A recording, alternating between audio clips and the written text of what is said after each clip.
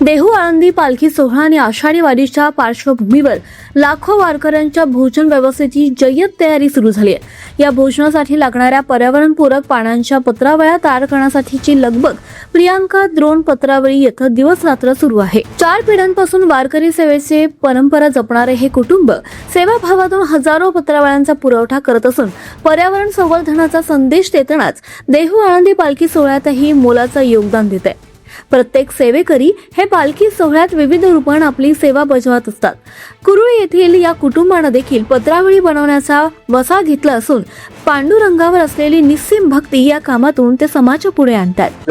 मुख्यमंत्र्यांनी सांगितलं होतं सर्वांनी इथे गर्दी करू नका, मोठ्या प्रमाणात पाऊस झालेला आहे, तरी सर्वांनी आदेश काढल्याप्रमाणे सर्वांनी दिंड्या ह्या पुण्यामध्ये न्या आणि अन्नदान हा हे मोठं याच्यामध्ये देहू आळंदीला होत असतं आणि त्याच्यानुसार त्यांनी सांगितलं की तिथं न करता सर्वांनी पुण्यामध्ये जमा आणि पुण्यामध्ये जमल्याच्या नंतर सर्व काही वारी व्यवस्थित पार पडेल। वारी ही महाराष्ट्राच्या संस्कृतीची ओळख आहे आणि गेले 4 पिढ्या आमचे कुटुंब वारकऱ्यांच्या सेवेत योगदान देत आहे। या पळसाच्या पानाच्या पत्रावळ्या आहेत, याच्यात प्लास्टिक यूज केलेलं नाही अजिबात। याने निसर्गाचं संवर्धन होतं आणि त्यासाठी आम्ही नफा न तोटा विचार करत आम्ही योगदान देत आहे वारकऱ्यांसाठी आणि वारकऱ्यांची सेवा करत आहे।